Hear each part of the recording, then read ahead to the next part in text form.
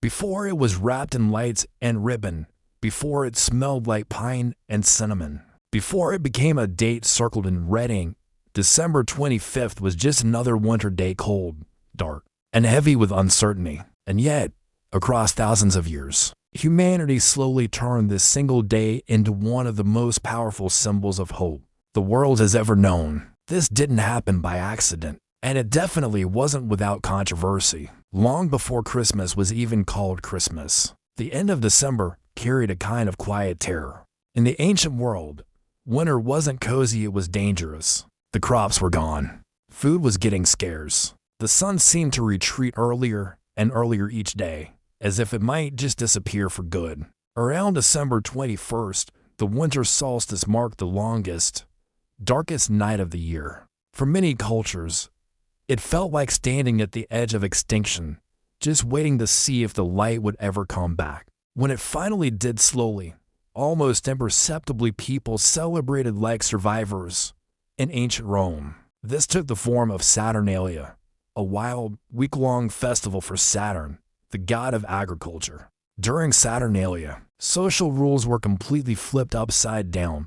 Slaves were served by their masters, gambling was allowed in public, gifts were exchanged, and laughter filled the streets. It was chaotic, joyful, and deeply human, a reminder that even in the deepest darkness, life could still triumph. At nearly the same time, Romans also honored Sol Invictus, the unconquered sun, whose birthday was celebrated on December 25th. The message was crystal clear. The sun had defeated the darkness. Light was returning. The world was going to survive another year. And far from Rome, other cultures were doing much the same thing. In Scandinavia, massive fires burned to summon the sun back to the sky. In Persia, the birth of the god Mithras, also a figure associated with light, was celebrated right around the solstice. Across continents, people who had never even met reached the same conclusion. This moment, this return of light, mattered. And then, quietly, a new story entered the world. Jesus of Nazareth was not born into a world of celebration. The Gospels don't actually give us a date for his birth. And the very first Christians didn't mark it at all. For them, birthdays were seen as pagan affairs, something linked to emperors and gods, not to a humble teacher born in obscurity. They were far more focused on his death and resurrection.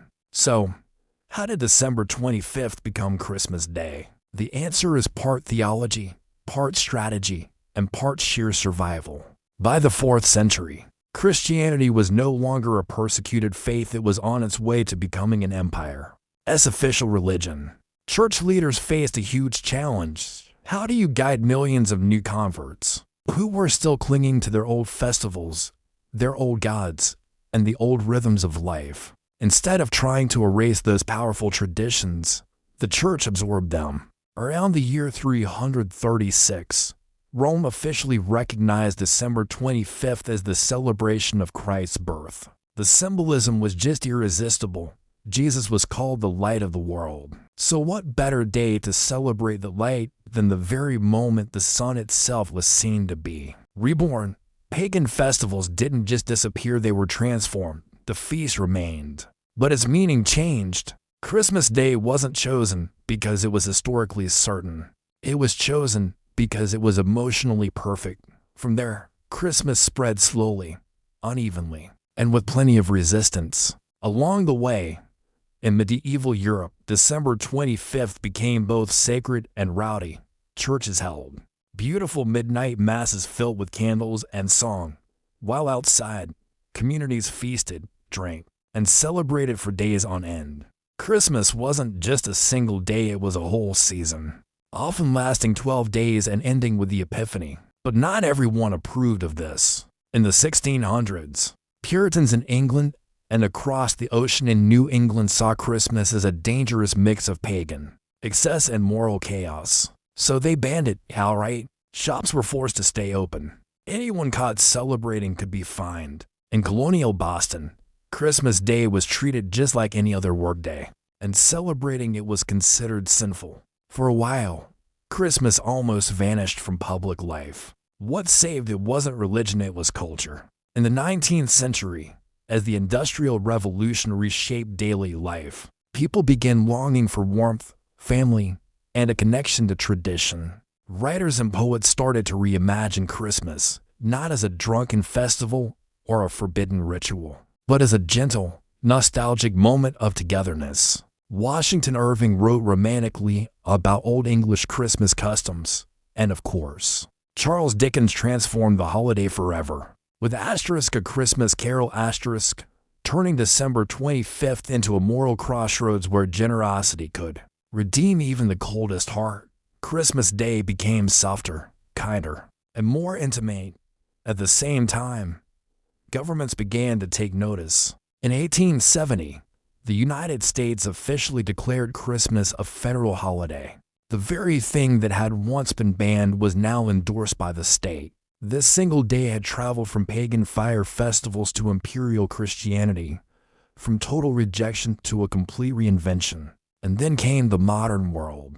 By the early 20th century, Christmas Day had become a cultural powerhouse. Electric lights replaced candles. Evergreen trees moved indoors. The gifts grew larger and more elaborate. Advertising wrapped the holiday in spectacle, while families held tight to its emotional core.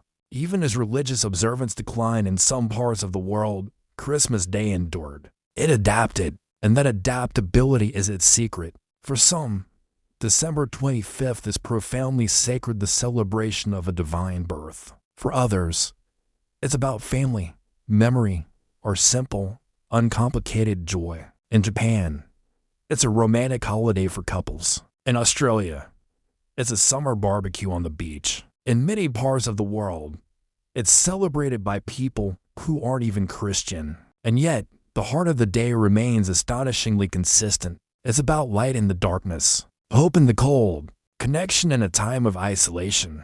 Christmas Day carries the echoes of every single era it has passed through. You can feel the fear of ancient winters, the defiance of early believers, the joy of medieval feasts, the restraint of Puritan resistance, the warmth of Victorian hearts, and the glow of modern cities at night.